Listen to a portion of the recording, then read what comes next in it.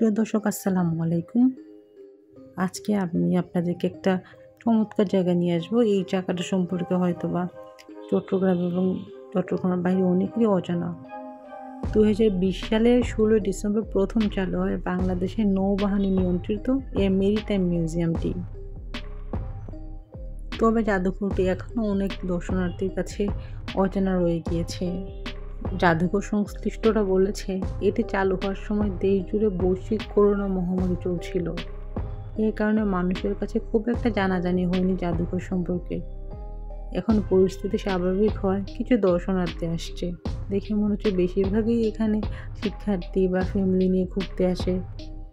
তবে এই মিউজিয়ামটিতে ঢুকতে প্রবেশ ফি আছে।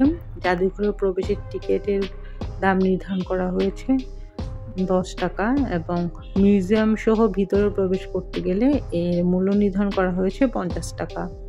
মূল জাদুঘরটি খোলা থাকে প্রতিদিন বিকেল 4টা থেকে রাত 8টা পর্যন্ত। এছাড়া মাঠ খোলা থাকে সকাল 10টা থেকে রাত 10টা পর্যন্ত। তবে আজকে রোদটা একদমই নেই, খুব কমফোর্টেবল একটা ওয়েদার। ঘুরতে চলে গেলাম মেরিটাইম মিউজিয়ামে। সরেজমিন ঘুরে দেখা যায় সমুদ্রে চলাচল করা জাহাজগুলো যেন উঠে এসেছে ধীরে। এখানে রয়েছে জাহাজ সহ স্বাধীনতা যুদ্ধে ব্যবহৃত যুদ্ধজাহাজ ও কামান। সাজানো গোছানো কামানগুলো দেখলেই আগ্রহ জন্মায় একটু ছুঁয়ে দেখার, কাছে গিয়ে ছবি তোলা। তাই সুযোগ পেলে কাছে গিয়ে ছবি তোলার লোভও সামলাতে পারে না অনেকে। আমি নিজেও তুলেছি ছবি এই কামান টামান এগুলোর সাথে। এখানে বিভিন্ন জাহাজের দরজা খোলা যায়।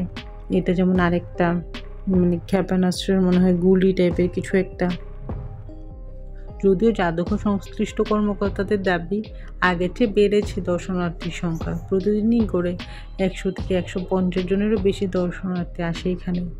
তবে এটি সব শ্রেণীর পেশার মানুষের জন্য উন্মুক্ত, কিন্তু দেখে মনে হচ্ছে এখানে শিক্ষিত শ্রেণীর দর্শনার্থীরাই বেশি আসে।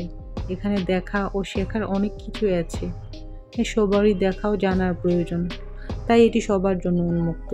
কিন্তু এখানে দেখা যায় যারা স্টুডেন্ট বা জব টব করে তারা ফ্যামিলি নিয়ে ঘুরতে যায়, কিন্তু সাধারণ মানুষ যেমন শিশু পার্কে যেমন সব শ্রেণীর মানুষ যায়, এই মিউজিয়ামটাতে কিন্তু সব শ্রেণীর মানুষ যাচ্ছে না।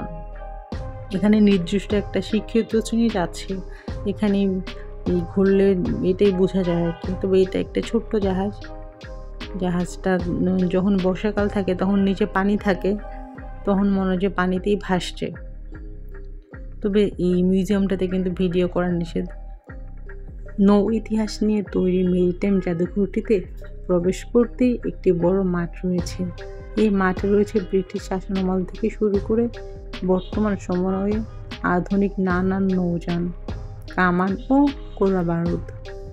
মাঠের বাম পাশ থেকেই চোখে পড়বে admiralty standard stockless anchor, C2 mine, missile torpedo boat, magnetic এবং subsonic induction ground mine, buffer gun নামে 71 সালের যুদ্ধ কামান।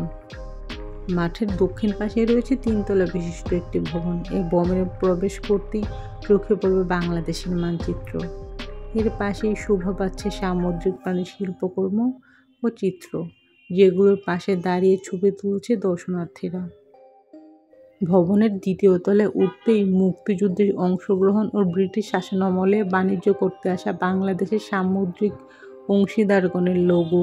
কক্ষের ভেতরে রয়েছে সমুদ্রে ব্যবহৃত নানা সরঞ্জাম, বাংলাদেশের ঐতিহ্যবাহী সমুদ্র ও নৌকার শিল্পকর্ম। রয়েছে সাম্পান, মালান নৌকা, চাঁদ নৌকা, পজরা, ঘাসি নৌকা সহ নানা রকমের নৌকা। আসলে ওগুলো আপনাদেরকে আমি দেখাতে পারছি না, কারণ মিউজিয়ামের ভিতরে কিন্তু পিকচার তোলা যায়, বাট ভিডিও করা একদমই নিষেধ। আমি যে এইখানে ভিডিও করছি এইটাও কিন্তু নিষেধ। আমি লুকিয়ে লুকিয়ে ভিডিওগুলো করছি, মানে যেদিকে গার্ড আছে গার্ডের পিছন দিক দিয়ে ভিডিওটা করছি লুকিয়ে লুকিয়ে। এই জন্যে মিউজিয়ামের ভিতরে সবটা আসলে দেখানো সম্ভব হচ্ছে না আমার পক্ষে। তো চট্টগ্রাম শহরে যদি আপনারা আপনাদের বেবিদেরকে কোনো শিক্ষামূলক জায়গায় নিয়ে যেতে চান, দেশ সম্পর্কে কিছু শেখাতে চান, তাহলে অবশ্যই এই মিউজিয়ামটাতে যাবেন। আর এই মিউজিয়ামটাতে অ্যাডাল্ট যারা আছে তারাও যেতে পারবেন, বাচ্চাদেরকেও নিয়ে যাবেন। দেখবেন বাচ্চারা দেশ সম্পর্কে, আমাদের জাতি সম্পর্কে জানার আগ্রহ ওদের আরও বাড়বে। আজকের ভিডিও এই পর্যন্তই। ভালো থাকবেন। আর এই ভিডিওটা কেমন লেগেছে অবশ্যই কমেন্ট সেকশানে জানাবেন। আর মিউজিয়ামে ঘুরতে গেলে মিউজিয়ামটা কেমন লেগেছে তাও জানাবেন।